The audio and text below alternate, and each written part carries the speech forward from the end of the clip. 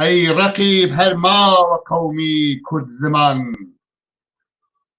أي رقيب هرما وقومي كرد زمان نایشکێنێ دانەری تۆپی زەمان کەس نەڵێ کورد مردووە کورد زیندووە و قەت نانەوێ ئاڵاکەمان.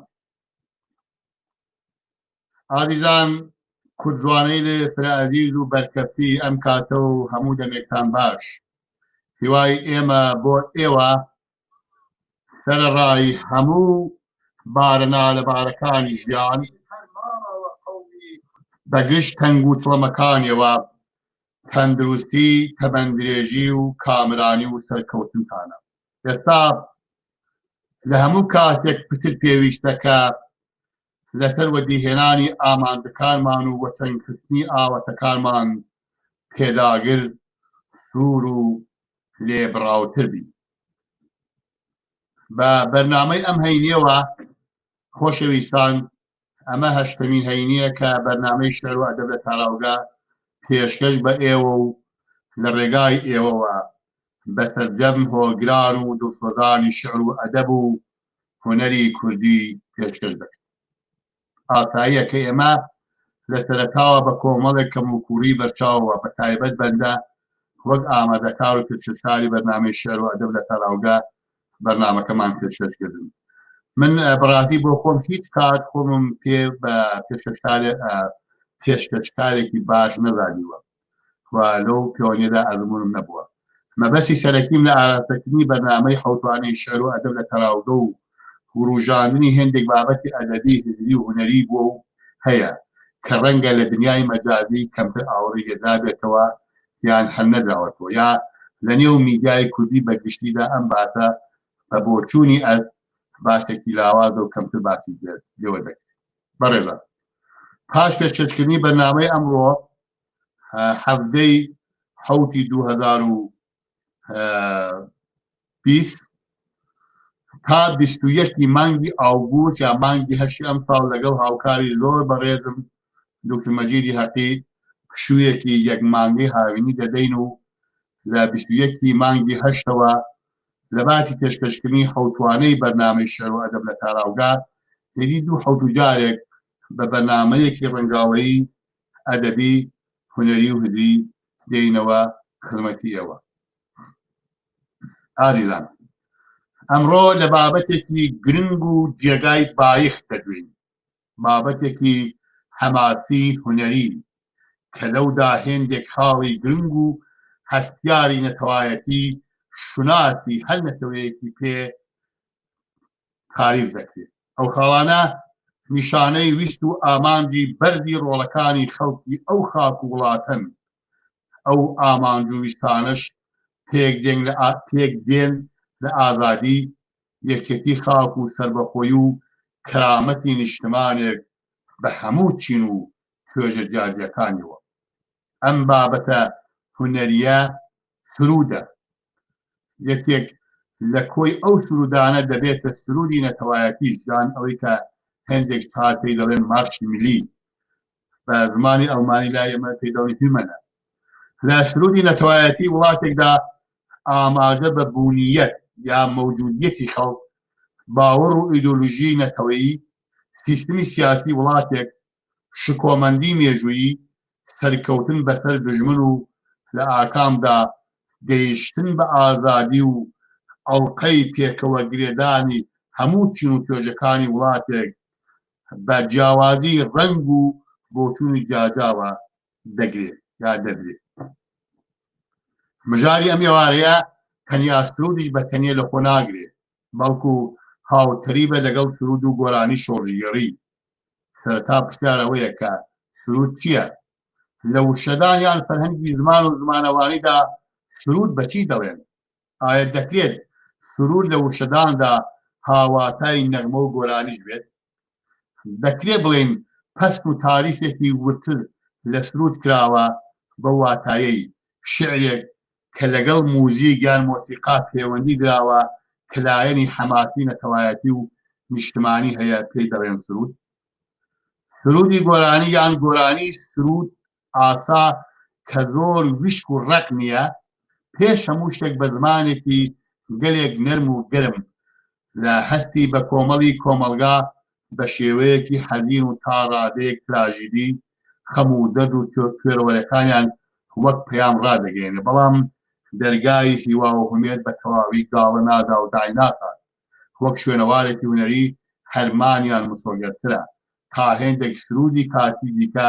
کە بۆ هەلومەرجێکی دیاریکراوی سیاسیە کۆمەڵایەتی دەگوترێت. ڕەنگە سرود لە خەڵکیترین جۆرەکانی ژانرێکی ئەدەبی هونەری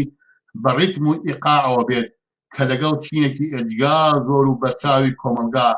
لە پەیوەندیەکی دەرونی و هەستی یا ئێحساسی و ڕۆحیدایە. جاری وایە سرود پێویستی بە هاوڕێکردنی موزیک نییە، ئەگەرچی هاوڕێکردنی موزیک یا هاوڕێیەتی موزیک لەگەڵ لە هێندێک بواردا دەبێتە هۆی جوانتربوونی سرودەکە کە کاریگەری لەسەر ناکتر دەبێ، بەڵام ڕەنگە نێوەڕۆک و بە هەر هەمان بە هەرمانمانەوەی سرود لە بنچینەدا هیچ پەیوەندێکی بە خودی موزیکەوە نەبێت. سرود قابلیەتێکی زۆر بەرز و کاریگەری لە دەربڕینی هەستی بە کۆمەڵ و نەتەوایەتی نەتەوەیەک هەیە بە شێوەیەکی خۆڕستانە. سرود لەگەڵ حەماسە و بابەتی کۆمەڵایەتی و بە کۆمەڵ و دەستەجەمعی پەیوەندی هەیە و لە دواییشدا دزە دەکاتە بوارە جۆراوجۆرەکانی ژیانی کۆمەلگاوە. سرود زۆر جار لە بازنەیەکی زۆر بچووک و بە کەسکی ناوچەی وڵاتێک سەر هەڵئەگا و لەبەر کاریگەربوونی پەیامەکەی، شێوەی دەربڕین و دەنگ و ڕیتم و ناوەڕۆکەکەی ئەبێتە دروشمێکی نەتەوەیی گشتی. ئایا سرود و گۆرانی شۆڕژیێڕی بەگشتی تا چەندە توانیوێتی کاریگەری لەسەر بزواندنی هەستی نەتەوایەتی تاک و بە کۆمەڵی نەتەوەی کورددا دابنێت، لە ڕاپەڕینی گشتیەوە بگرە تا بەرخۆدان و بە پێوەمان لە زیندان، نەترسان لە ئەشکەنجە و پەت و تێدارە و ئێدام. سرود و گۆرانی و جێگە و پێگەی هونەرمەندانی سرود گوێژ لە بزاوی ڕزگاری خوازانەی نەتەوەی کورددا لە چ پلەیەکدایە. خۆشەویستانم، بۆ تاوتوێکردنی ئەم پرسیارە و پرسیارەکانی دیکەی ئەمژارە، هونەرمەندی بەڕێز و خۆشەویست بەڕێز کاکقادری ئەلیاسیمان بانگێشی بەرنامەی ئەم ئێوارەی شێعر و ئەدەب لە تاراوێ کردووە. لەبەرەوەی کە بەڕێز ئەلیاسی سیمای هونەرمەندێکی ناساوی شۆڕژگێڕە، لە ڕوانگەی منەوە هیچ حەوجێ بە ناساندین ئەم هونەرمەندە نیشتمان پەروەر و شۆڕژگێڕە ناکات. ئەو دەنگ و چریکەی خاتێکی دابەشکراوە، خەون بە ئازاری نەتەوەیەک دەبینێ کە لە ئاکامدا چرۆ بکا بە ئازادی بڕسکێنێ. دەنگ و ڕەنگی ئەم هونەرمەندە تاون و پۆیەکی ئەفسانەیە کە لە فەرشی خەونەکانی خۆی خەریکە دەیتنێ و بەو هیوایە کە بگا بە ئامان، ئەویش ئازادی و لە ئامێزگرتنی سەربەستیە. بەڕێز کاکقادر زۆر بەخێر بێ بۆ بەرنامەی شێعر و ئەدەب لە تاراوگا. ئێوارەت باش. ئێوارەتان باش. سڵاو بۆ جەنابەت وەکو بەڕێوەبەری بەرنامە و پێشکەشکار، بۆ خۆشەویست و ئازیز دکتۆر مەجی حەقی کە لەباری ڕێداکتۆریە پشتی کامێراکەوە هەموو شتەکان ئەو بۆ خۆی ڕێکێخا لەباری فەنیەوە بەرخاو ئەندازیاری کارەکەی. و سڵاو بۆ بینەرانی بەرنامەکەتان. پێم خۆشە لە دەستپێکی بەرنامەکە دوای ئەو چەردە جوانە لە ئەدەبی کوردی کە جەناب و پێشکەشە کرد، وێڕای سپاس دوو شت باس بکەم یا دوو بابەت باس بکەم، ئاماژەی بروسکەواری پێکەم کە یەکیان بەندیکردنی یا بە ناحەق 10 ساڵ زیندانی بۆ زارا محەممەدی، ئەو خاتونە مامۆستایی کە وانەی کوردی لە ماوەی 10 ساڵە بۆ منداڵانی کورد وتوەتەوە، بە خاترەوەی کە هەر ساڵێکیان بە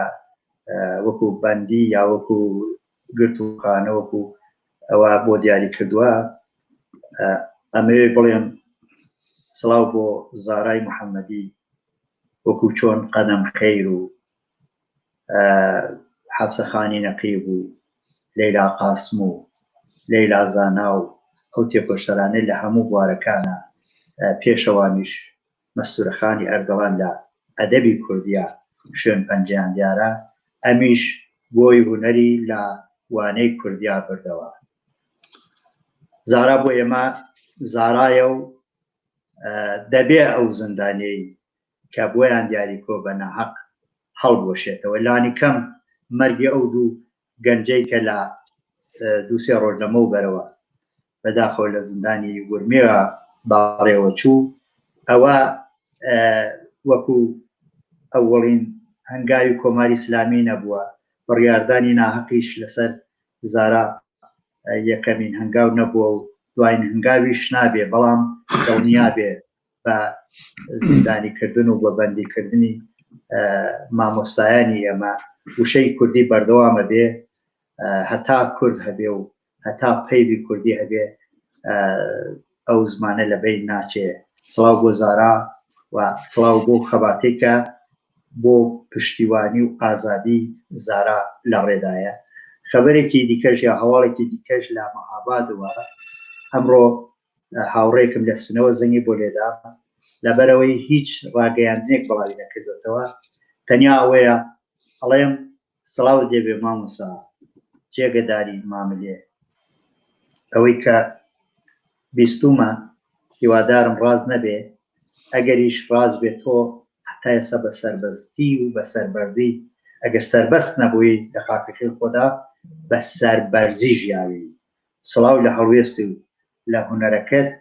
بەو هیوایەی ئەو هەواڵە ڕاست نەبێ، ئەگەریش ڕاست بێ تۆ زۆر بەرزی هەر لە ئێستاوە لە دڵی میلەتەکە وەکو هونەرەکەت زیندوی. لە خزمەتانە بکاکە. زۆر سپاس. ئێمەش دەنگی خۆمان دەخێنە پاڵی جناب و سەدان و هەزاران بە ملیۆنان دەنگی ڕزگاری خوازانەی گەری کورد بۆ زارای بوێر و خاوەن پەیوی شیرینی کوردی و بەدڵنیایەوە یەکێک لەو خانمە مامۆستا بەڕێزانەیە کە مێژووی کورد بە شانازیەوە باسی دەکا و لە دڵی خۆیدا بە زیندوی ڕای دەگرێت. ئێمە لەگەڵ ئەوەین لەباتی ئەو بە سەدان و هەزاران وشەی کوردی دەبێ ڕۆژانە بدروسێت، بە ملیۆنان وشەی کوردی بنووسە بۆی کە زارای پێ سەربەستر بێت. هیوادارم ئەو خەبەرەی مامۆستا هونەرمەندی گەورە عەزیزی شاڕۆکی ڕاز نەبێت. کاک قادر باکنە خۆمانە باس بکەین. تۆ بۆ لە سەرەتادا نەبووی بە شاعر، هەر باسی گۆرانی لەگەڵ تۆکەن و بۆی کە بشمە حەزەکەم لەبەرێکە ئێمە نەوەیەکین لانیکەم لەو ناوچێت تۆ تاسیری لەسەر من و کەسانێکی زۆری وەکو من هەبووە. مەسەڵەن بۆ نمونە پێم خۆشە پێشەوەی کە بچمە نێو کرۆکی باسەکەت مایان باسی نەکراوە، تۆ کەسێکی ئەگەر بتویستایە ئەبووی بە شاعرێکی زۆر باش، یعنی شێعر بە هەموو ئەو تایبەتمەندیانەوە کە هەیەی بە داڕشتنەوە ئەگەر بە شێوازی کلاسیک بڵین وەزن و قافیە و پەیام و ناوەڕۆک و کوردیزانی و ڕۆشنبیر و ئەو هەموو تایبەتمەندیان لە تۆ کۆبێتەوە. مەسەڵەن بۆ نمونە جەناب 84-83 و کاتێ ئێمە مێر منداڵ یا گەنجمی تازە تێگەیشتین، من دەنگی تۆم لە کاسیتەکە بیستووە کاڵەی کۆتێکی سپی لەسەر چوار کڵاو پێچەکاتەوە بۆ دەشتی زەها و پەیامی دیلێ ڕادەگەێنێ خەوتوەکان لە خەو وە خەبەر دێنێ. ئەڵێ درەنگە کاتی هەرمانە کاتی ناشتنی نەمامی ژیانە، خەڵک بەو پەیامە هەڵ ئەسن لە خەو ڕادەگەیەنن بە گوێی ئەم و ئەو، ڕادەبن لە خەو بەنیازی هەرمان لە بۆ ناشتنی نەمامی ژیان. خەڵکی دەوروبەر کە لە خەودایە، خەڵکی دەوروبەر کە لە خەودایە لە دۆخی زەهاو زۆر بێ ئاگایە، لە ناکاو کەسێ لە خەو هەڵدەسێ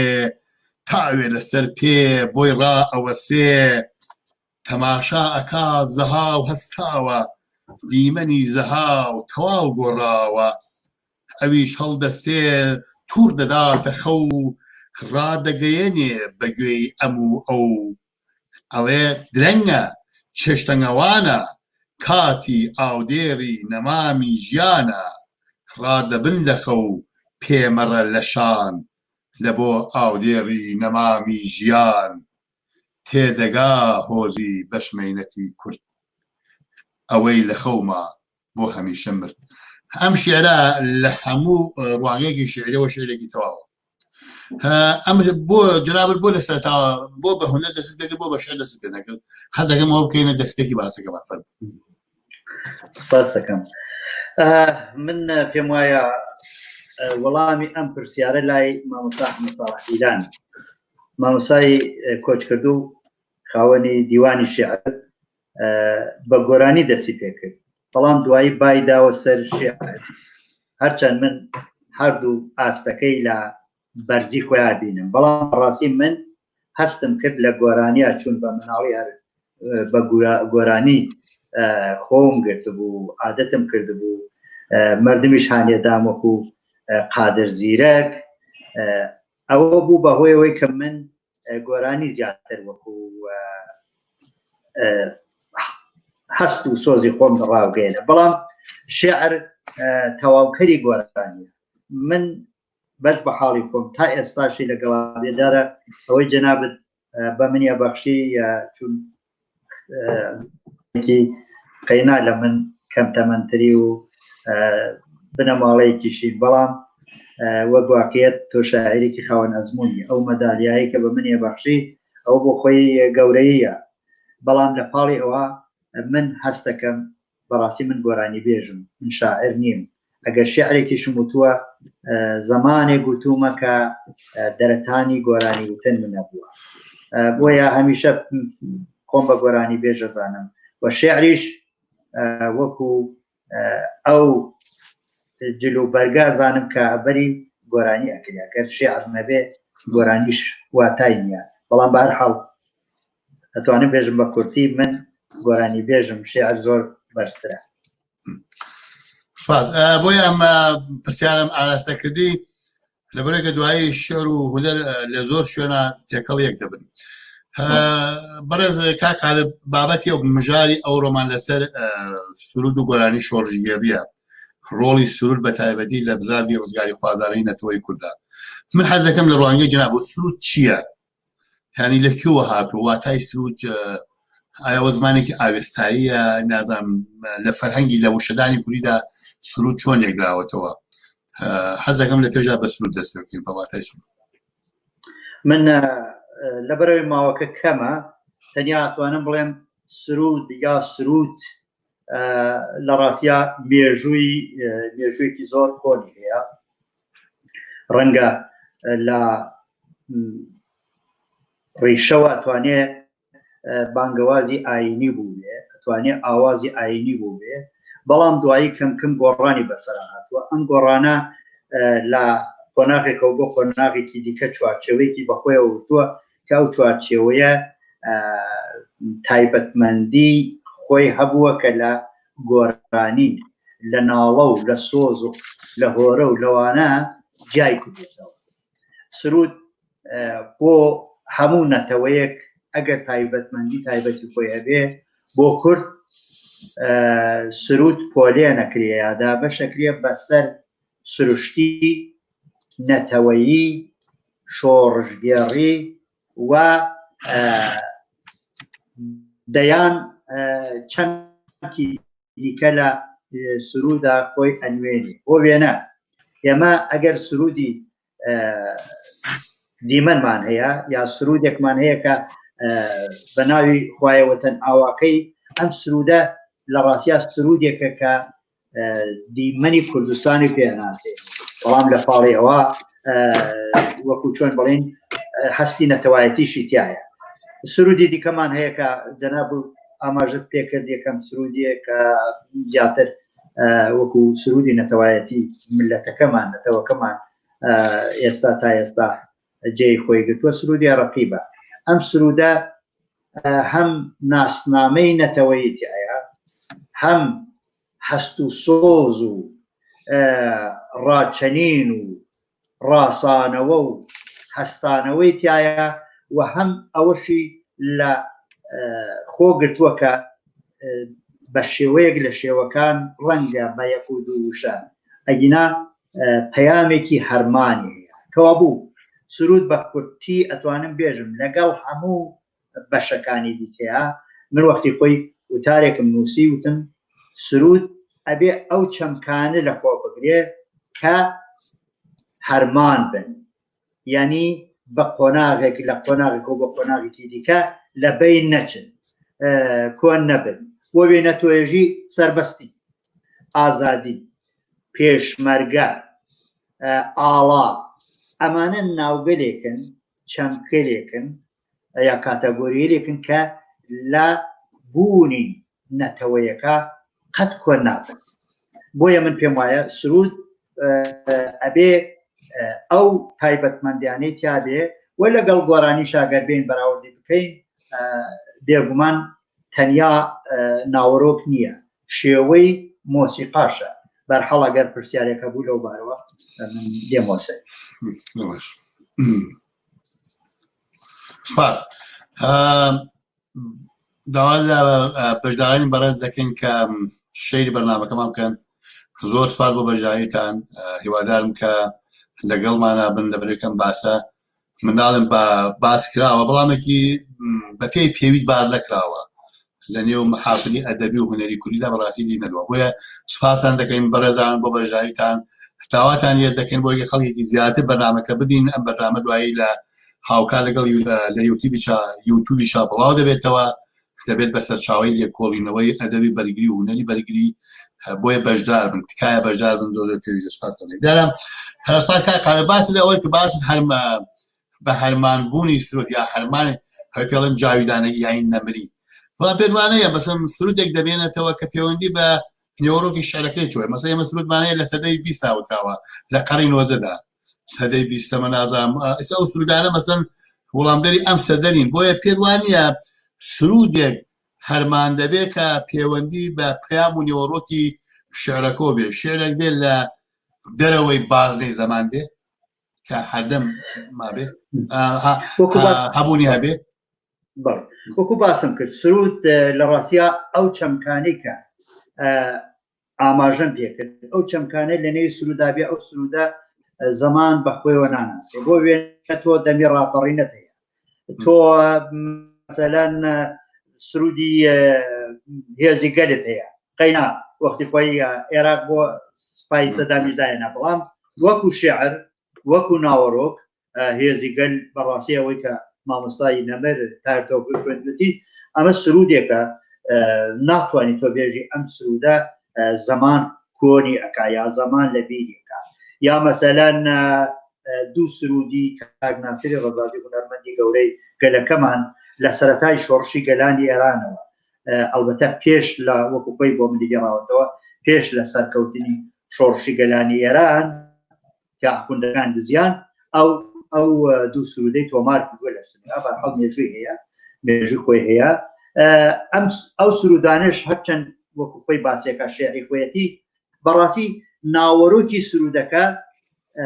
هەرمان جاودان نەمرە و ئەمانە ئەتوانێت بەڵام ئەوەی کە جەناب بۆ فەرمی سرودی سەدەی 20ەمە کوردە ڕاپەڕا لە ڕاستیە خودی ناوەڕۆکی سرودەکە بۆ خۆی ئەویش چۆن بێژم قۆناغی کۆن نابێ بەڵام 20ەمەکە سەدەکە دیاریکردنی ئەوە هەندێک جار ئەوانەیە کە بەحسەکە بە هەروالێکە کە تۆ بێژی ئەو گۆرانیە ماوەی بەسەر چووە جناب لە سەرتا باسی کردی سرود لە پێش لایانی مەسەوی بوو دەقیقەنەوەی لە پرسیارەکانی من بوو بۆ خۆ دەزانین مەسەی لە قەرنی هەژدەوە قۆناغی بەنەتەوەبوون و بە دەوڵەتبوون تەویمێکی زۆری بۆدا کە سرود بێتە کایەوە هەسی ناسیۆنالیستی و دروستبوونی وڵاتەکان و پاشان زۆربەی ئەو سرودی ملی یا با بڵێن سرودی نەتەوایەتی لەو قۆناغەوە دەست پێ دەکات تێمە سرۆ باسە مێژووی سرودی کوردی دەگەڕێتەوە بۆ کەی پێوایە دەگەڕێتەوە بۆ 1920 1930 حەز دەکەم ئەگەر شتێکی کوردەوەبارەوە بڵێ بۆی کە زانیارێک بە خەڵک بدرێت وەکو تۆمارکردن ئێمە پێش لەوەی کە تۆمار بکرێ ڕەنگە دەیان کەس وتپێتی یا دەیان دەنگ هەبوو بێت بەڵام بەداخەوە لەبەرەوەی تۆمار نەکراوە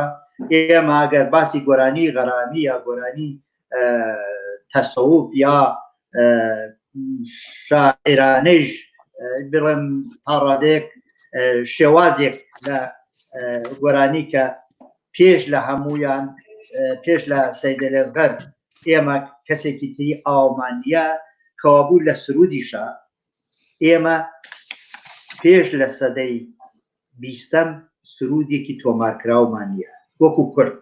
بەڵام ئەگەر بمانەیە باسی بە گۆترە ڕێکەوتێک بێژین من بۆ خۆم بەش بە حاڵی خۆم ناتوانم جورئەتێوەم نییە تەنیا ئەتوانم بێژم دوای کۆماری کوردستان یا پێش لە کۆماری کوردستانیش ئەتوانی بێژین لە دەمی شێخ محموودە یا لە شۆڕشەکانی کوردە حتمما بێگومان پەیوی شاعرانی سەردەمی ئێمە ئەوەمان پێژێ مەسەلەن لە دەیان چامەی نادیا ئەتوانی تۆ سرود دەربێنی لە شعری مەسەلەن خانیە تۆ ناتوانی خانی کە باسی دەوڵەتی کوردی ئەکا ناتوانی بێژی ئەمە ناتوانێت سرودی ئەحمەدی خانی بەڵێ ما خاوەنی مەموزین بەرحاڵ ئەم بابەتە ئەتوانین بێژین وەکو تۆمارکراو ئێمە لە سەدەی بیستەوە سرودمان هەیە بە تۆمارکراوی بەڵام پێشنەوە بە پێی بە هەمانە بەڵام بە دەنگ نیمانە بۆیە ئەو کەسانی کە سەرتەقە کێش یا پێشەنگی ئەو کاروانە بوون لە ڕاستیا ناتوانین ویسە دەستنیشانی زۆریان بکەم بەڵام ئەتوانم بێژم لە قۆناغی ئێستامانە لە قۆناغی دوای 1970 ئەتوانم بێژم یا پێش لە 1970 لە ڕۆژهەڵاتە ئەتوانم بێژم پێشەنگیان ناسیرە ڕەزازیان نەژمەی گوڵامیە و دوای ئەوە تاری کەلیلیان میکایلە لە ئاخری شەوە ئەتوانم بێژم منیش وتومە ئەڵبەتە مامۆستا ڕەشیدی پەیزنجادیش هەروەها وتوێتی و بڵێم جوانەمەرگ عوسمان دادکوشیش سرودی وتووە کە ئەویش بەداخەوە کە بێسەر و شوێن بوو لە باشوورە ئەمانە ئەتوانم بێژم لە ڕۆژهەڵاتە بەڵام لە باشوورە لە باشووری کوردستانەوە لە شوێنەکانی دیکە بێگومان هەر بەو قۆناغاتوانی بێژی چون وێنە سرودی نەتەوایەتی ڕقیب لە کۆماری کوردستانە لە دایکە بێ لە ساڵی 1939 شێحسەینی کەرکووکی ئاوازەکەی بۆ دانی کە شێعرەکەش هەڵبەستەکەش دیارە هیچ مامۆستا دڵداری نەمرە لەبەر حاڵ ئەتوانم بێژم ئەمە مێژوویەکی گۆترەیە بەڵام بە هەر لە پێش لە سەدەی 20 ناتوانین بێژن بەدەنگ شتێکی وامانەیە زۆر سپاس دیارەوەکو جناب ئاماژە پێدا لە ڕاستیدا یەکێک لە دەستکەوتەکانی دیکەی کۆمارکەوەکو دەستکەوتێکی زۆر گرنگ دەستکەوتێکی هونەری شۆڕژگەڕی ئەتوانێت حسێبی لەسەر وەکو ئەو بەراوردەی جناب لەسەرکردن سرودی نەتوایەتی ئەی ڕەقیب ئەوە دەتوانێت وەکوی کە باسکرد دەستپێکێک دێ بۆ تۆماری سرود بە شێوەی فەرمی لەگە ئەو دەنگە هێشای تۆمار نەکرا بێ بەڵامێکی بە دڵنیایەوە لە نووسراوەدا ئەڵێن سرودی ئەی ڕەقیب خوێندرایەوە پێش ڕاگەیاندنی کۆمار هەڵکردنی ئاوا سرودی ڕەقیب بووە زۆر سپاس ئەو کەسانەی کە هەڵگری یا پێشەنگایەتی سرودی کوردیان کردووە پێش کاک ناسرۆوانیش نازانم پێشەوان حتمما قۆناغێکی دیکا بووە ئەوانە کێن ئەو کەسانەی کە مەسەر ئێستا شەر دەنگێکن لە سیمای هونەری کوردی وەکو دیمەنێک لەسەر سینگی شاخی هونەری کوردیدا دیمەنەکەی دیارە ئەوانە دەتوانی ئاماژیان پێ بفەرمی تکایە من بەش بە حاڵی خۆم پێم وایە مامۆستا تاهیر تۆفیق لووتکەیەکی بەرزی هونەری کوردیە وەکو گۆرانی و وەکو بەشی سرودیش دوای مامۆستا تاهیر تۆفیق یا هاوکات لەگەڵەوە مامۆسای نەمر حەسەن زیرەکە. حەسەن زیرەک هەرچەند لە شێعرا لە برەوەی نەخوێنەوە بووە، لە شێعرا هەندێک جار ئاڵوگۆڕی بە پێی فەنی ئەوەی فارس پێڵێ فێل بەدا هەیە عەرەبیەکە، ینی قسە لە دەستا بوو توانێتی بۆ خۆی خشتا بنێ، هەندێک جار بە هەر حاڵ سرودی وتووە، هەمووی بیچمی سرودی پێوەیە لەبەرەوەی وەکو باسمان کرد. ئەڵبەتە ئەمەژەم پێ نەکەوتم سرود جیاوازێکی لەگەڵ گۆرانی شۆڕژگەڕیا ئەوەیە کە سرود ریتمەکەی پێژن مارش. حەسەن زیرەک مەسەڵەن سرودی وتووە، نەورۆزی وتووە، سرودی نەورۆزی وتووە، سرودی دیکەش وتووە کە ئەلبەتە ئەچێتە قالبی گۆرانی شۆڕژگەڕی باسی بارزانی ئەکا، بۆ ئەوەی ێژم ئەچێتە قالبی گۆرانی شۆڕژگەڕی لەبەرەوەی ریتمەکەی ریتمێکی مارش نییە. بە هەر حاڵ نەمەر حەمەجەزا لەو کەسانەیە کە بۆ سرود کاری جوانی کردووە، هەرچەند گۆرانی شۆڕژگەڕی زیاتر هێتا سرود. ئەگەر باسی باکوور بکەین تۆ ناتوانانی تێپڕی و ناوی شوانپەروەر نێنی. شوانپەروەرێکی لە کەڵە هونەرمەندانی نەتەوەی کوردە لە باکوورە و بەو زاراوە توانیوێتی لە پاڵی دیوانە دەوڵەمەندەکەی جگەر خوێناتەیان سرودی شۆڕژگەڕی دابنێ. ئەمانە دەنگێرێکی ناسراو وەکو باسم کرد دوای قۆناغی بەرهاو ساڵی 1970 ئیدی ئەوە لە ڕۆژهەڵاتە ئاماژەم پێکرد. لە باشوورە من سرود خوێن لەبیرم نەچێ خالد دلێری نەمر هەم بە شێعر هەم بە ئاواز شێعری جوانی هەبووە. لە شۆڕشی کە پێژن شۆڕشی ئەیلول لەو موقع ئەو یەکێ لەو دەنگانە بوو کە توانی سرود بڵێتەوە. حەمە ساڵح دیلانی نەمر، قادر دیلانی نەمر، ئەمانە لە ڕاستیە لە باشوورە پێش لە حەمەجەزا پێشەنگ بوون، هاوکات بوون لەگەڵ مامۆستا تەوفیقا. بەڵام لەسەر یەکە توانم بێژم ئەم دەنگانە دەنگێرێکن لە مێژووی سرودی کوردیا بە نەمری ئەمێننەوە، ئەوانش کە ماون تەمەنیان درێژ بێ با بڵێم بەخۆشمەوە ئەگەر تەمەن بوار بدا. هەمووی ئەو عەزیزانەی کە هەن شوێنی دەستیان دیارە و هیوادارم هونەری کوردی بە سرودەوە باڵا بکە و گەشتە بە بیر و باوەڕی نەتەوەیەکێمەکە. هیوادارین هەر هەمە درێژ بکا قادری جناب یەکی لەو کەسانەی کە ئێستا مەترەحی و هیچ پێویستی بە خۆبچووکردنەوە ناکا ئەوەی خەڵکە زانێ. با مەبەستەکە تۆجە لە چوارچێوەی ڕسمیات یێمەدە حاڵاتی خزمەتەکەیشی پێ بدەم نەگەڵ بڵێم ئەلیاسیەکی داوەرکردەوە. جناب هونەرمەندێکی ناساوی خەڵشانازیت پێوەکە تاسیرت هەیە، تاسیرتە بۆ کاریگەری فەردێ و هیچ بە شکۆمەندیەوە باس بکەین. بەڵام باسی پێت وایە مەسەن گۆرانی پێشوەگە دێمە پرسیاری حەزم هێندێک شتم بەڕاستی بەلای منەوە زیاتر بۆکو بنەڵێمە دیارە من گۆرانی بێژم حەزێک زۆرم حەزە موزیک و لە گۆرانیە و تاسیری گۆرانی و شعر زۆر کاریگەریان لەسەر یەکجا زۆرە. بەڵام خوایە وەتەن ئاواکە من زیاتر وەکو گۆرانێکی شۆڕژگەر یان نیشتمانی ئەگەوێتە بەرگوێی من. نازانم جەناب لەو بوارەوە یا مەسەن هاوچەشنی ئەو گۆرانیانە یا هاوچەشم سوودان پێت وایە چۆنە ئەوە وایە یاوانە؟ دقیقەنەوەی کە پێم وایە پێش لە بەرنامەکەش یەک و دوو ڕۆژەمە بەریش ئاماژەمان بە ناوەڕۆکی سرود کرد. بێ ناوەڕۆکی سرود و گۆرانی شۆڕژگەڕی یەکێک، بەڵام ئەوەی کە گۆرانی شۆڕژگەڕی لا سرود جاکاتەوە مارشە، واتە ریتمی 6/8 بە شێوەی مارش، بە شێوەی ڕەزمی کە بۆ سوپا بۆ ڕێژەی پێشمەرگە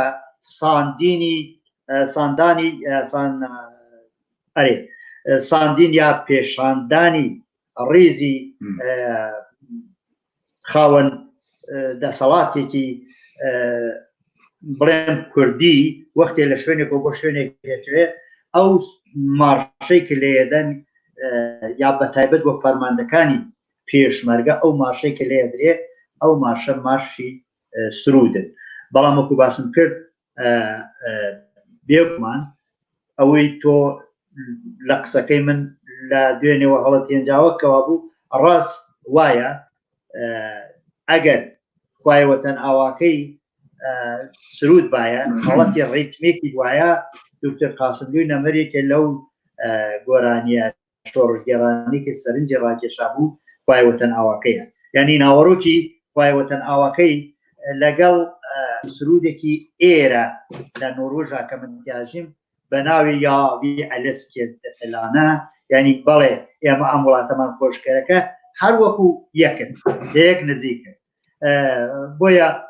دقیقەن ئەو ئشارەی جەنابتە لە جێگەی خۆیەتی خوای وەتەن ئاواکەی گۆرانێکی شۆڕژگەڕیە تا سرودێکی مارش و ڕەزم حەزەکەمە لۆ پەیوەندیدا پرسیارێک دەکەن باشە جیاوازی نێوان ئایا بەڕاستی دەبێت بڵێن سرود و گۆرانی شۆڕژگەڕی یا بێ بڵێن سرود و گۆرانی نیشتمانی بۆ بەسەن جیاوازەکەی چییە زۆر کەسێ ببوو لە زۆر کەسیڵێ نە ئەتا ئێستا ئێمە نێومان لە شتەکان بە هەڵە ناوە باشە بۆیە باشتر بڵێن مەسەن سرود و گۆرانی نیشتمانی تا سرود و گۆرانی شۆڕژگەڕی حەزەکەم ڕوانگەی قادری ئەلیاسی لەو پەیوەندیدا بۆ خوێنەران بەیان بکەین من پێم وایە نەتەوەیەکە لە حاڵەتی خەباتایە لە کاتێکە هێشتا خاکەکەی ڕزگار نەبووە بە گۆرانی شۆڕژگەڕی و بە سرودی شۆڕژگەڕیەوە ئەچێتە قالیبی ڕاپەڕین و ڕاچەنین و وەرە بە خەڵکدان و بە جەماوەر کەوا بوو بۆ نابێ بە سرودی نیشتمان نیشتمان لە ڕاستیا واتە دایک وڵات کە لای ئێمە ناوی وڵاتەکەمان کوردستانە ئەگەر ئێمە بین بێژین نیشتمانمان ئازاد بووە ئەو کاتە ئەم سرودە بێ بە سرودی نیشتمانی بەڵام ئێمە هاینە سەردەمی ڕاپەڕینە ئەگە ئەلبەتە ڕاپەڕین بە معناوێنە ئەوەی کە خەڵکێژێ ئەمڕۆ خەریکین تۆماری دیکتاتۆری تێکەوە پێچین نا بە معنای ئەوەی کە تۆ لە وجودی خۆتا هەست کردووە مافت ژێر پێ کراوە و لەم هەستەیە تۆ بووی بە پێشمەرگە بووی بە پێشمەرگەی شاعیر بووم بە پێشمەرگەی گۆرانی پێش بووە بە پێشمەرگەی سەنگەر یا بۆ بە پێشمەرگەی وارێکی دیکەی نووسین یا داهێنانی هونەری وەیە من پێم وایە ئێمە چون نەتەوەکەمان هێشتا بەردەستە چون خاکەکەمان داگیر کراوە سرودەکانمان و گۆرانەکانمان ئەگەر ناوەڕۆکیان شۆڕژگەڕانە بێ شۆڕژگەڕیە تا نیشتمان چون نیشتمانەکەمان هێشتا ئازاد نەکراوە بەو جیاوازەوە ئەگینا هەم سرود و هەم گۆرانی شۆڕژگەڕی لە خزمەتی نیشتمان هەیە بەتەوە هێمە شتێک کامەکە زۆر باش گەیشت ئێمە لە قۆناغی ڕزگاری نیشتمانیدا لە قۆناغی خەبات و بەرخۆدانێتەوە کا قادر ئایا هونەر ینی بە مەفهومی سرود و گۆرانی شۆڕژگەڕی ینی هەردووکیان تا چەندە لە هۆشیارکردنەوەی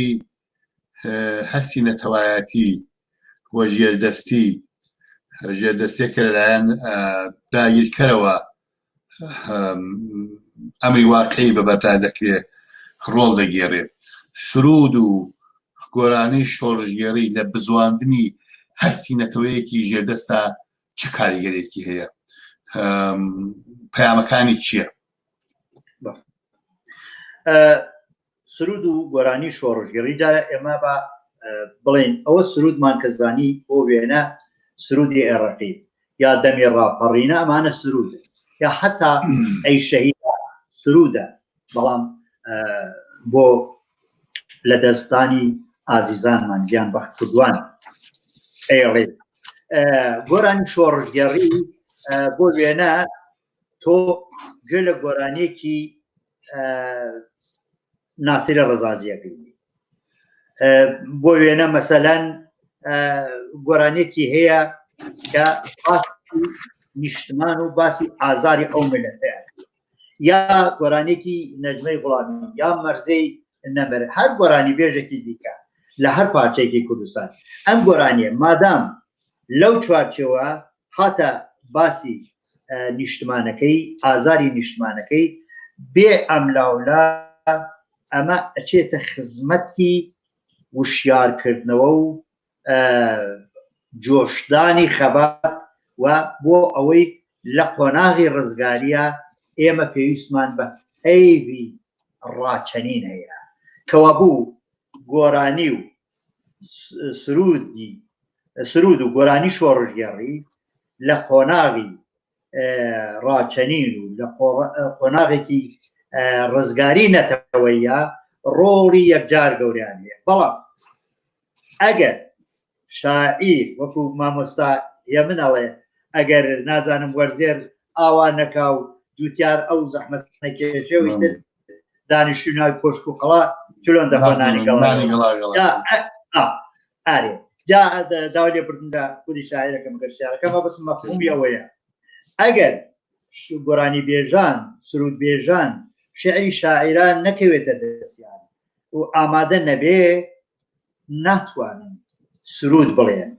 ناتوانن گۆرانی شۆڕژگەڕی بڵێن کەوا بوو ئەبێ پەیو هەبێ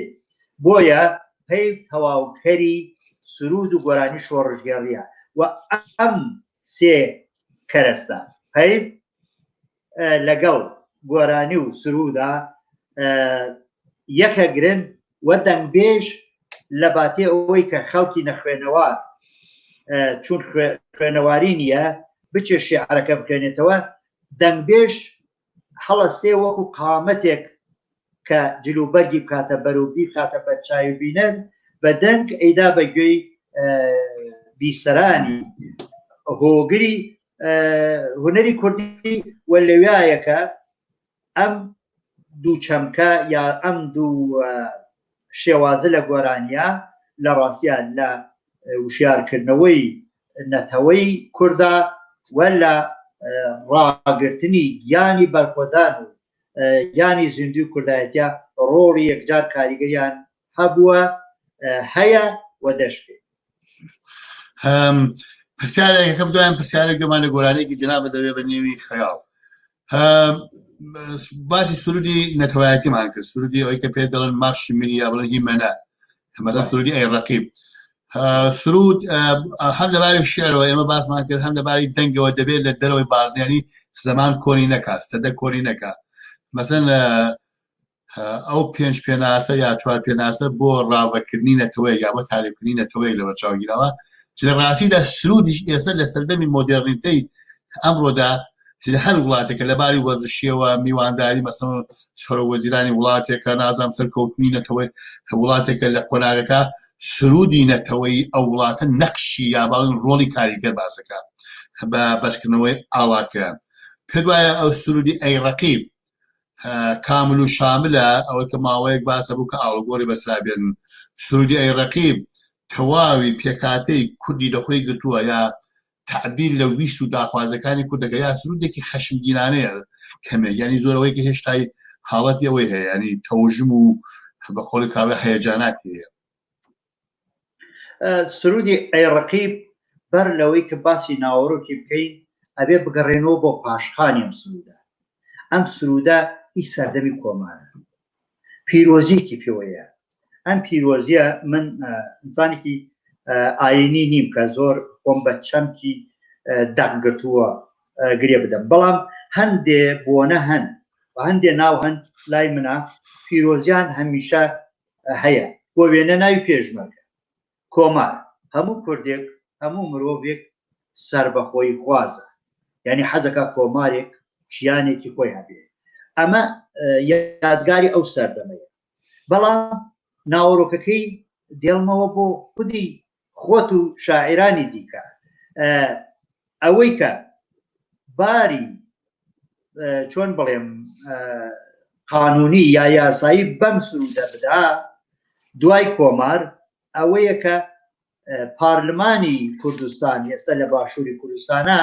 چۆن ڕۆژی ئاڵایان بە حەفدەی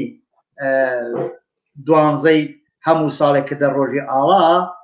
ئەمەش کە یەکسانە لەگەڵ 26 سەرماوەز لە ڕۆژهەڵات ئەمەش ئەتوانن بیکەن بە قانون بۆیە ئەگەریش لە قانونە توانیان ئاڵوگۆڕێکی لەسەر شێعرەکە لە ناوەڕێکی شێعرەکە ئاڵوگۆڕێکی دروست بکرێ ئەویش ئەبێ بە کۆڕێکی زانیاری بە تەواواتە دەستکراوە بەبێ ئەوەی دەمارگرژی ئاینی بیگرێت کە مەسەڵەن ئەمە کێژێت داهەنەری تۆپی زەمان مەسی خوایە یا لە شوێنێکی دیکە کەسێکە تورکمانە لە باشووری کوردستانە خۆی تا نبینێتەوە کاویش بار هەڵماپی خۆیەتی ئەگەر بمانەوێ ئەم سرودە دەستکاری بکەین ئەگەر بمانەوێ یاسایی بکەین ئەوە بڕیاری پارلمانی کوردستانە و بڕیاری ئەو لێژنەیە ئەو کۆڕەیەکە بەڕاستی لەباری هینەوەکو عەرە بەڵێ شامل و کامل بتوانێت هەم لەباری پەی بۆ هەم لەباری قۆناغەوە لەباری نەتەوایەتەکەیەوە بیری لێ بکاتەوە من سرودی ڕەقیبم پێ نۆستالژیە پاشخانێکی دەوڵەمەندی هەیە لەگەڵ ژیانی ماژیاوە دەیان هاوڕێی ئەو سەنگەرم سرودی ڕەقیبی خوێندە و هێرشی کردوتە سەری سەنگەری دوژمن و هەشتیان بووە شەهید بووە و تەرمەکەی جێماوە ینی ناتوانم ئێستا بێژم من ئەتوانم بڕیار لەسەر ئەم سرودە بدەم من ئاوا لە گەڵم سرودەکەوە بوو خراوەیە بەو مەرجەی کە دەسەڵاتێکی یاسادانەر بتوانێت یەک لای بکاتەوە زۆر سپاس بەخێراتنی ئەو خۆشەویستانە دەگەم کە تازە هاتوونەتە سەر چاوە بەرنامەکەکەن سپاس بۆ کاک ئازاد سەفەری بۆ سەرجەمی ئەو خۆشەویستانە کە تەشویقی ئێماگەن پشتگیریمانەکەن و ئێستاش بۆەوەی کە کاکادر پاوزەیەکی دابێ یا پشوویەکی کورد بدەین گوێمان لە گۆرانیەک دەبێ بە نێوی خێڵ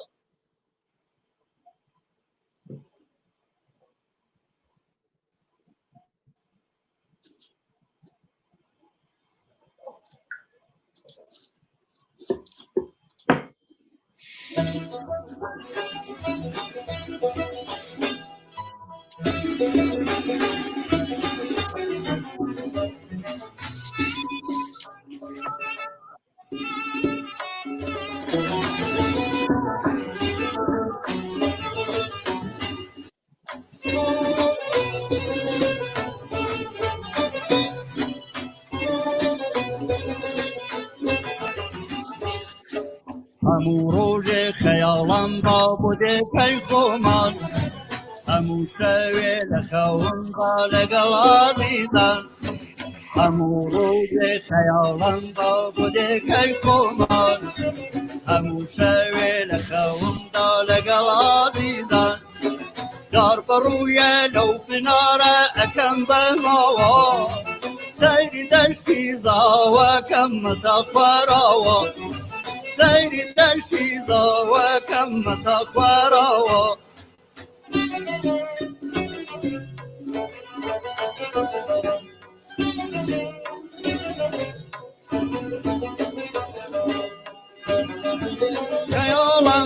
خەیاڵم بە بۆ سەفەری دوو خەیاڵم بە تاو پەرسی نور خەیاڵم بە بۆ سەفەری دوو خەیاڵم بە تاو پەرسی نور خەیاڵم بەو زەمانە ڕوە و خەیاڵم هێنێ دڵم بێ یارانەوە پلانە بێ لە شوێنێ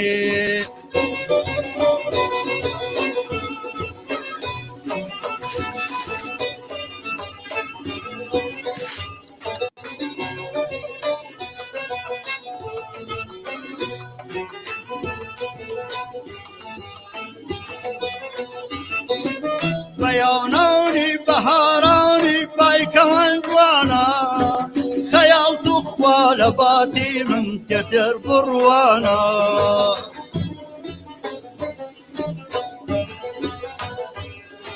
لەو سەراوە چەند گیرە چەمی داڵاشێ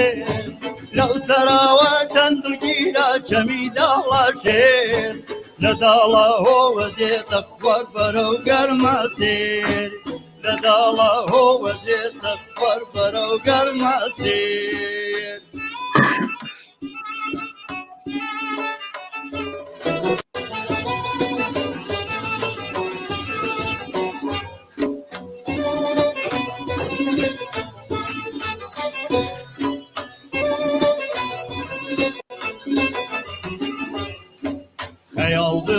بۆ ماڵبەندە خەونەکانی من لەگەڵ سۆز و خۆشەویستی زەهاوتا مردن خەیاڵ دڵێ بۆ ماڵبەندە خەونەکانی من لەگەڵ سۆز و خۆشەویستی زەهاوتا مردن دەستم لانە و هەرگلەیە و جەنابێتەوە تازینومە و بۆ یاداوە و هەردەژێتەوە تازینومە و بۆ یاداوە و هەردەژێتەوە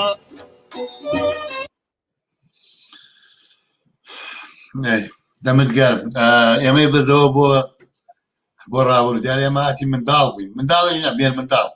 بەڵام بەڕاستی ئەو بیرەوەریانە لایم لەلایەنەکەم زۆر هەمیشە سەوزە هەمیشە دەمت گەرمە گۆرانیەکە من زۆر بەهەز لێیە ینی بەبێەوەی کە ڕێکلامی بۆ بکەم بەدڵەوە ینی ئەچەسکە ینی لە ناکی منا کارەکەەوە بەڕێز کار قادر پێت وایە ڕۆڵی شۆڕش لە تێگەیاندنی هونەرمەند ینی ئایا شۆڕش ڕۆڵ دەگێڕێت لە تێگەیاندنی هونەرمەند یا ئەوە هونەرمەندی شۆڕژگێڕ و بەرپرسیارە کە شۆڕش ئەباتە نێو دڵی کۆمەڵانی خەڵکەوە لە ڕێگای سرود و گۆرانی شۆڕژی گەڕێەوە لە ڕاستیا پرسیارێکی زۆر بەجێیە من هیوادارم نرخی خۆی بدەمێ ینی ئەو پرسیارە ئەوەنە قوڵە ئەوەنەش ئەتوانین بە سادەیی وەڵامی بدەینەوە کە ئێمە تاکێکی کۆمەڵگای کوردەواری ئێمە سەر بە نەتەوەیەکین بە ناوی نەتەوەی کورد کەوابوو تاک یەکەم جار لە کۆمەڵەوە شت وەرەگرێ من لە ناوی ئاوایەکەی خۆمانە چەپیان بۆ لێدام و هاانیان نەدام ئەیان و تۆ دەنگ خۆشە کەوابوو یەکەمین مەکتەبی پێگەیاندنی من لە ماڵی خۆمانەوە باوکم گۆرانی پێ حرام نەبوو لە بەرێ خۆی دەنگی خۆش بوو دوایی گوندەکەمان بوو دوای مامۆستای قوتابخانەم بوو ئەتوانم بێژم ئەمە قۆناغی یەکەمی سەرهەڵدانی گۆرانیە دوایی ئەگەر دیسان بچینەوە سەر خەڵک حیزب دروستەکە یعنی حیزبیش ڕۆڵەی خەڵکە کەوابوو لە قۆناغی دووەمە حیزب دروستە بێ حیزبیش ئەو تاکانەی کۆمەڵ کە قاوەریژێکیکیانە جەزبی ئەبێ یا ئەچێتە ڕێزیەوە کە چێتە ڕێزیەوە حیزبەوە کۆمەڵێک ئەدەبیاتی شۆڕژگەڕانە لەو حیزبە بەرجەستە بێ بۆ ئەو دەنگبێژە کە قاورە یا تایری خەلیلیە یا میکایلێ یا نەجمەیە یا ناسرە یا بڵێن بەرحەڵ مەرزەی نەمرە چون ئەمانە هەرکامیان هەم لە سرودی هەم لە سرود هەم لە گۆرانی شۆڕژگەڕیا ڕۆڵیان هەبووە وەختێک سەیری ئەمانە ئەەکەم کەوابوو ئەتوانم بێژم من لە کۆمەڵگاکەی خۆمە دوایی لە نێوی حیزبەکەیە کە حیزبی دموکراتی کوردستانی ئێران بووە هەندێ نەک هەندێ شت زۆر شتم وەرگرتووە کە توانیومە ئەو پەروەردەیە بکەم بە پەروەردەیەکی نەتەوەیی ینی لە خودی حیزبەکە پەروەردەیەکی نەتەوەیی هەبووە بەبێ ئەوەی لەم بەرنامە من ڕیکلام بۆ حیزب بکەم ئەمەیە بێژم ئەگەر حیزبی دموکرات نەبوایە ڕەنگە من بەو شێوەیە کوردی دەرەتانم نەبوایە فێر بامە چون بەرحەڵ ئەوە زارایە کە باسمان کرد توانیوێتی بە شێوەیەک لە شێوەکان بە زەحمەتی خۆی مناڵان پێ بگەێنێ بەڵام زیندانیەکە بۆ منێک کە بیکەم بەدەن هەر ئیجازەم نییە بۆیە من پێم وایە ئەگەر پرسیارەکە ئاوە وەڵام بدەمەوە هەموویان کاریگەریان لەسەر یەکترێ بێ دەبێ و هەیە بەڵام من وەکو قاوێر هەتا ئێستای لەگەڵا بێ ئەندامی حیزبی دموکراتی کوردستانی ئێرانە بە شانازیەوە بەڵام یەک گۆرانیم بۆ حیزب نەوتوە لەبەرەوەی پێم وایە ئەمڕۆ حیزبی دموکراتی کوردستانی ئێرانە ئەتوانێت ناوەکەی گۆڕێ بەڵام ئامانجەکەی بۆ من هەتا ئێستاش و لە زۆر داهاتوو شاگە تا بمێنێم ئامانجەکەی بۆ من ئامانجی زۆربەی نەتەوەی کورد لە ڕۆژهەڵاتی کوردستان هەیە وی لەباری سیاسیەوە خۆم لەو حیزباتینەوە بەڵام لەباری هونەریەوە خۆم لە ژێری ساباتی نەتەوەکەمان دۆست پار بۆ وڵامەگەر کاک جانبەخشی عەلی جانبەخش عەلی خۆشەویست دەڵێ هەم باسە باسێکی گرنگە بەرنامەکەیش بە نرخ هەڵغەنی دەینرخێنێکە بەرنامەیەکی سەنگین و باشە دەستخۆشی لە جنابیش دەکاوە هیوادارە کە درێژەی هەبێ ئەم بەرنامە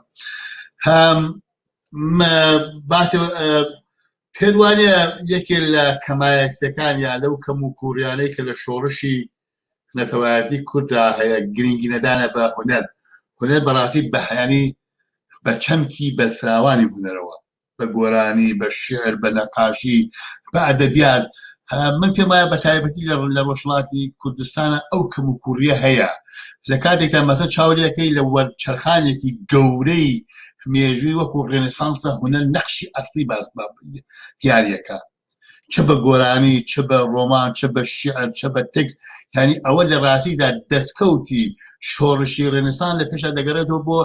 کاریگەری هونەر پێت وایە شۆڕشی کورد بەڕاستی گرنگی داوە بە هونەر و هونەر بەگشتی و بە تایبەتی هونەری گۆرانی و سرود یا ئەو کەسانی کە جنابەت باسی کرد دوایی دێنەوە کە کار لەسەر هەستی خۆیان دەکەن و یارمەتی بە شۆڕش دەدەن حەز دەکەم بە کورتی ڕوانگەی جنابەت بزانم لەو پەیوەندیدا ئەلبەتە کاکە باسی کرد دەنگخۆشێکە بە تایبەت لە دەنگی مامۆستا حەسەن زیرەکە دەنگخۆشێکی ئەتوانم بێژم ئێمەیە لە وڵاتاژی سڵام بۆ هەیە سپاسیەکە کاکە ئاکۆگیان من لەو باوەڕام وەختێ ئێمە حیزبەکەی یا باسی شۆڕشەکەین یەک قسەی چرچیل دێنمەوە ئەوێ چرچیل لە شەڕی دووەمی جیهانیە خەزانەی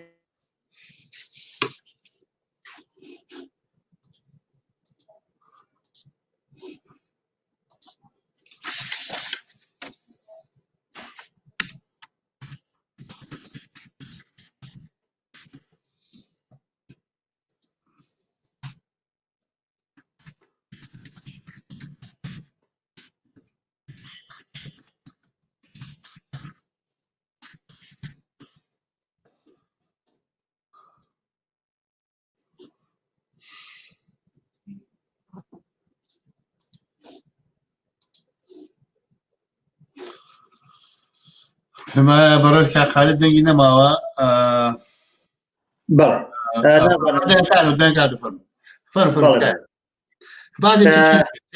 بەڵێ چرچیل لە ئەوەیە داواکە لە بەهۆی ئەوەی کە کاسەی دەوڵەت سنووری دەوڵەت هاتۆتە پێکەمی ئەڵێ لە هەموو وەزارەتەکان داوا ئەکا کە بودجەی خۆیان کەم بکەنەوە راپۆرتێتەوە دوای ئەگەیتە بەریدەسی منشیەکەی یا سکرتێرەکەی ئەڵێ یەک وەزارەت زۆر هاتوۆتە خوار لە بودجەکەی ێژێ کام وەزارەتە ێژێ وەزارەتی ڕاگەیاندن ێژێ کە وەزارەتی ڕاگەیاندنی ئێمە بودجەی نەبێ یعنی شەڕیش نابێ کەوا بوو وەزارەتی ڕاگەیاندن خاوەنی سرودە خاوەنی باسکردنی شەڕە خاوەنی دەنگ و ڕەنگی ئەو وڵاتەیە جا ئەگەر بینەوە لە حیزبا بچووکی کەینەوە حیزب لە ڕاستیا بە حیزبی دموکراتی کوردستانی ئێرانیشەوە گرنگی بە هونەر نەداوە گرنگی بە هونەری نووسین ڕەنگەدا بێ بەڵام گرنگی بە هونەری گۆرانی و سرود نەداوە هەمیشە بودجەیەکی وای بۆ تەرخان نەکردووە یا شوێنێکی وای بۆ تەرخان نەکردووە کە دەنگبێژانی ئەو نەتەوە لە پاڵی ئەو حیزبا بتوانن گەشە بکەن بەداخەوە ئەمە کە منێژمی ئەمە من وەکو باسم کرد لە ئەوڵەوە ئاوەکەم ڕژان بە شانازی شەوە یەژمی من ئەندامی ئەو حیزبم بەڵام واقعیەت ئەوەیە لە حیزبی دموکراتەوە دەست پێ بکەم هەتا حیزبەکانی دیکە لە شاخا بوون بەڕاستی ئیمکاناتیان لە خزمەتی هونەرمەندی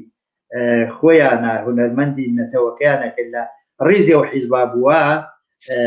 ئیمکاناتیان بۆ دانەناوە بوجار بۆ دانەنا و ئەویش نەیتوانێت هونەریکە شەبکە ئەگەر ناسیرە ڕەزازی پێش لە شۆڕشی کۆمەڵە لە ڕاستیا ئەو چەند سرودەی نەخوێندایە دەبوایە هەر بە کۆمەڵی سرودی کرێکار و جوتیار و داس و چەپەوە بیگوزارانەیە لە زمانێکەوە ناسیر ڕەزازی یان نەجمەی گوڵانی پێش لەوەش توانویانە ببن بە خاوەنی ناوێک لە دەرەوەی حیزب بوو لە هونەری کوردیان لە سرودا بۆیە بەهەرحاڵ من ئەمە بۆ گشتی ئەو حیزبە کوردستانیانە ئەگەڕێنمەوە واتوانم بێژم هێشتا دەرکیان یا گرنگیان دەرکیانی ژەگەر کرد بێ بە بێ ئەدەبی بنەکرد بێ گرنگیان لێ نەداوە کە ئەمەش هەرە چواتە چوارچەوەی ئەوەی کە بە بێژی دەرکیان نەکردووە گەر دەرکیان کردایە هونەر وەکو چەرچیل وتی بەڵەنگۆی وڵاتێکە ئیتر لە خەباتا بێەوە هەر باسی دقیقاً پەیامی سیاسیشە لە ڕێگای هونەرەوە ڕائەگەێنێ مەسەگە زمان بوو لە باسەکەم زمانی کە هیتلەر خەریک بوو بە قودرەت بگات لە پێشدا ئەوەی کە کاری لەسەر کرد وەزارەتی هونەر بوو نەفەرێکی دانا کە دەبێ ئەو هونەرەی کە ئیدۆلۆژی ئەو تەبلیغاکە دیان مەبەسم مقایسەکردنی مەبەسم نەقشی هونەرە یاگریگرن کە ئەوانە لە فیلتر بدا بە قازانجی ئیدۆلۆژی ئەو هونەرمەندەکان بچن بەڵامێکی شەکاری دەمەزن لە حیزبەکانی ڕۆژهەڵاتی کوردستانیان لە حیزبەکان بەگشتی کۆڕی هونەریانەیە تەواوی بەرنامە سیاسیەکان بە سرود و بە گۆرانی دەست پێ بکەن بەحاڵ بادە بگوزارین کاک حەمیدی تەیموری لە ڕێگای دکتۆر مەجیدی حەقیەوە پرسیارێکی ئاراسی جەنابەت کردووە هیوادارم باش لە پرسیارەکەی حاڵی بم بۆی کە پەیامی پرسیارەکەی یان نێوەڕۆکی پرسیارەکەی بە جەنابەت بگەن پەیامی نێوەڕۆکەی بگەن ئەڵێ ئایا کاک قادری ئەلیاسی گۆرانی سرودی ئەیڕەقیب ینی پێی وایە ئەوە لەگەڵ سرودی ئەیڕەقیبدایە ئەگەر لەگەڵ سرودی ئەیڕەقیبدایە بۆ هیوادارم من باش نێوەڕۆکی گۆرانەکە پرسیارەکەی گەیشت بم بە پیتی لاتینی نووسیوەتی وهارەوەیە وەڵامی کاکە حەمید بدەوە و بۆ لەگەڵ سرودی ئەیڕەقیبدای بۆ لەگەڵ گۆڕانی دانیت پاشا منیش دوایین پرسیار ئاراسە دەکەم لەبەرێک کە بەرنامەکە لە وەختی خۆی لای داوە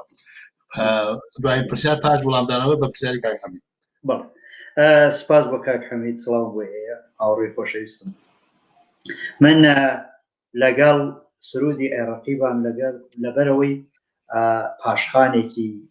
کۆنی هەیە لە کۆماری کوردستانەوە تا ئێستا و ئەتوانم بێژم هەر چوار پارچەی کوردستان بە ناڕەسمی بە سرودی نەتەوایەتی خۆیانی دەزانن بەڵام ئەوەی کە دەستکاری بکرێت ئەوەی کە بە فەرمی بناسرێ ئەوەی کە بەلاوە بنرێ سرودێکی دیکە لە جێگەی دابنا ئەوە دەسەڵاتی کوردی و کۆڕی زانستی کوردیە کە توانێ بە دەستکراوی بڕیارەدا و هەتا زمانێ ئەوە نێتەکایەوە وەکەڵێن ئەو نانە ئەمڕۆ لەخوانە سرودی ئەیڕەقیب لای منە ئەمێنێتەوە بەڵام من بۆ خۆم لای منە نەگۆڕە بەڵام ئەوەی کە دێ دەستکاریەکەەوە ئەیگۆڕێ ئەبێ خاوەنی پەیوی کوردی بێ و خاوەنی دەسەڵاتی کوردیش بەڵێ پرسیارێکی دیکە هاتووە ئەڵێ کاک قاسم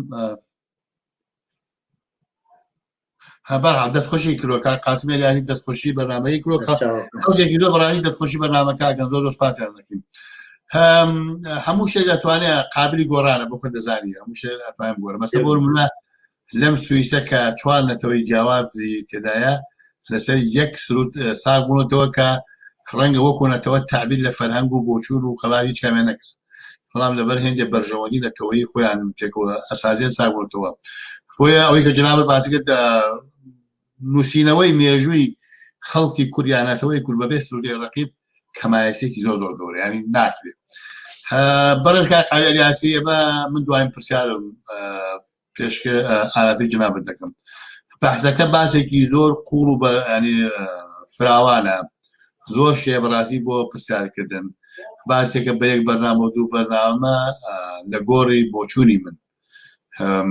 کۆتایی نایە جنابی زۆر باش بەژاری باسەکە بووی پەیوەندی نێوان شعری بەرەنگاری و هونەری شۆڕژگەڕی لە چیدایە من بۆ خۆم زۆر جارێ ڕەنگە مەسەن گوێم لە سرودی هونەرمەندێک کردبێت ئەو نە کاریگەری لەسەر هەست و ئێحساس و شعوری شاعرەندانەوەی شعرێکم شعرم نووسیوە یان ڕەنگە بە پێچەوانە بوو بێ هونەرمەندێک لە هەڵبژاردننی شعرێکی شۆڕژگەڕیدا یا شعرێک بۆ سرود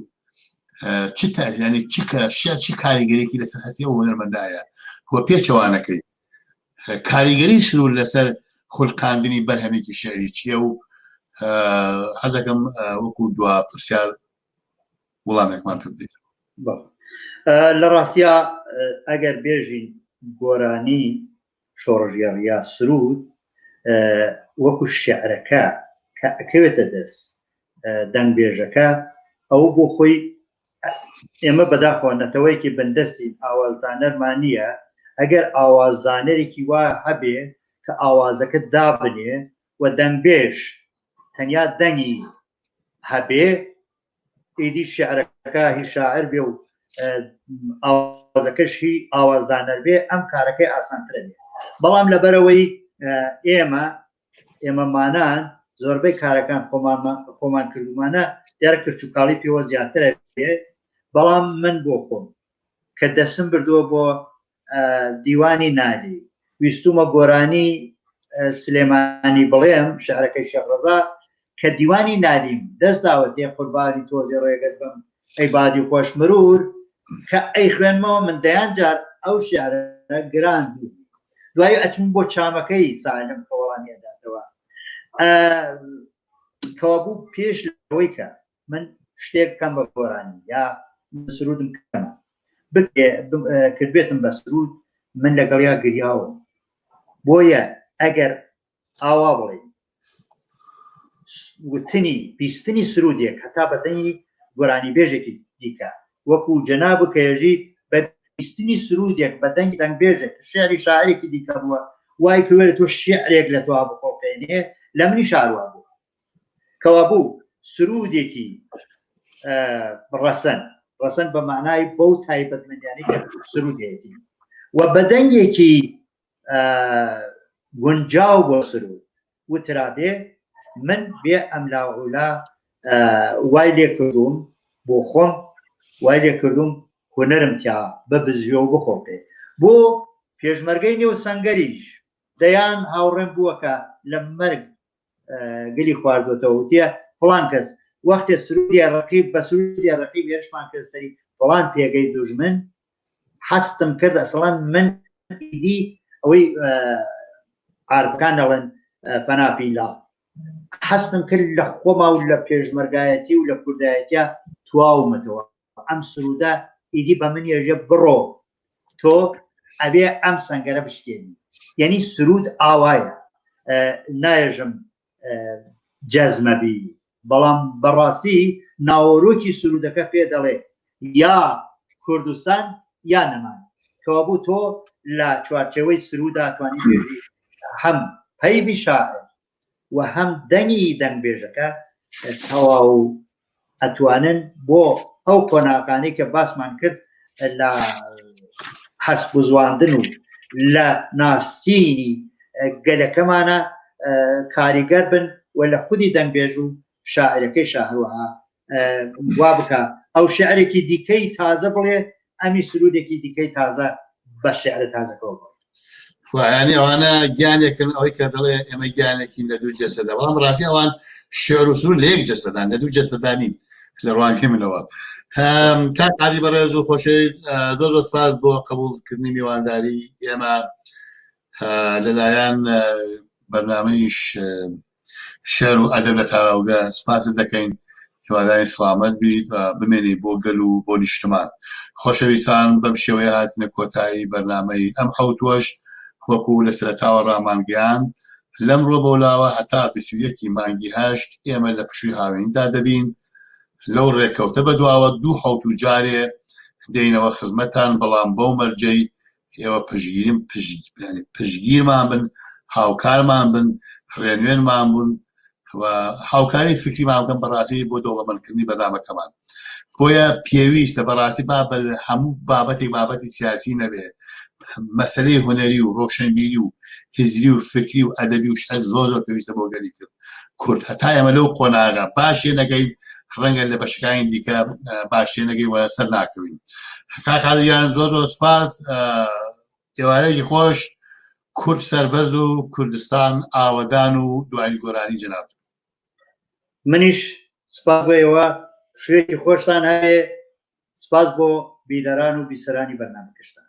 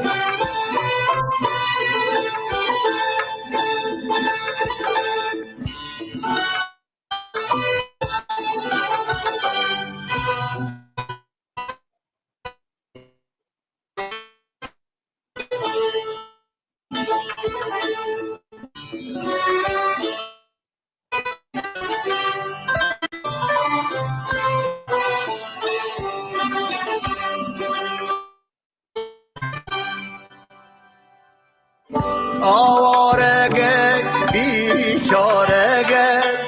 بی خانمان ارمنی مالت نزانم حال کو روح روان ارمنی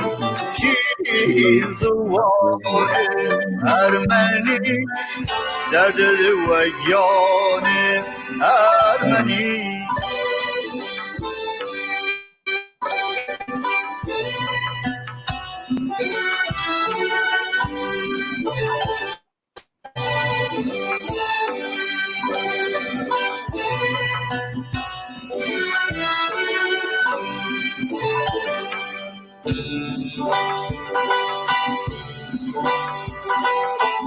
درسم مگر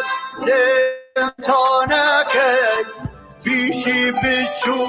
دروانکه امجام دیوانکه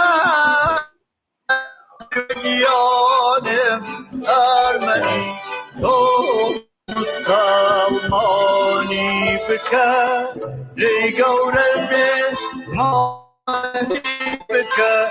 هرکی گروت زانی بکر من آنم ارمنی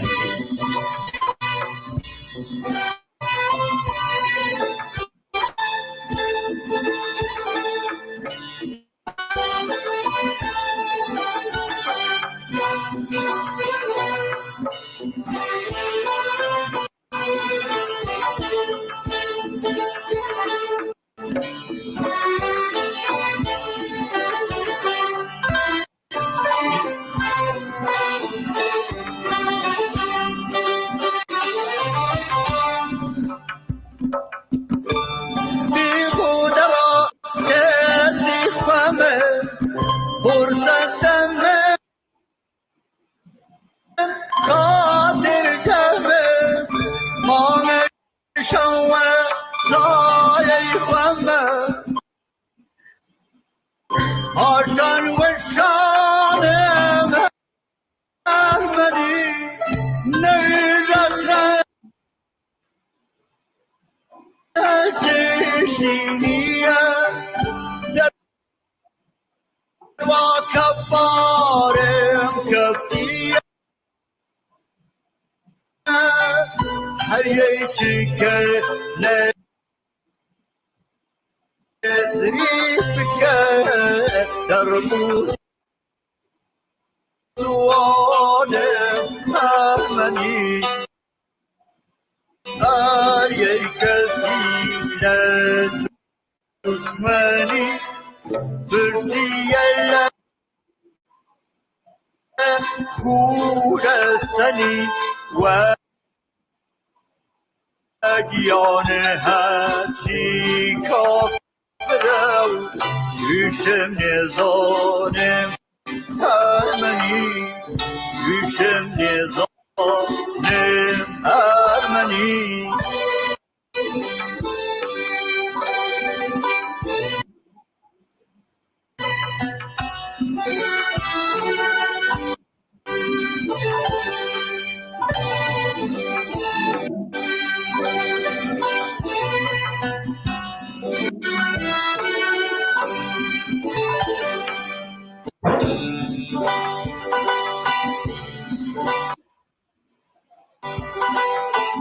لخوست گیر گردمه